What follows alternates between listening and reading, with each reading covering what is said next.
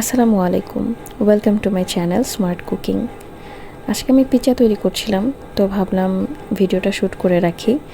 যদিও এটা কোনো রেসিপি ভিডিও না, ভাবলাম আমি আমার ইউটিউব চ্যানেল খোলার গল্পটা আজকে শেয়ার করব, পাশাপাশি পিৎজাটাও রেডি করে ফেলবো।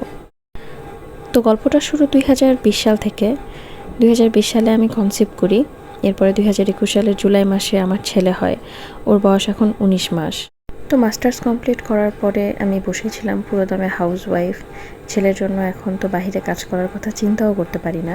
তো ঘরে বসে চিন্তা করছিলাম যে কি করা যায়। চিন্তা করতে করতে মাথায় আসলো, আচ্ছা রান্নার যেহেতু অনেকেই প্রশংসা করে, তাহলে রান্নাটাকে বেস করে একটা ইউটিউব চ্যানেল খুলে ফেলি।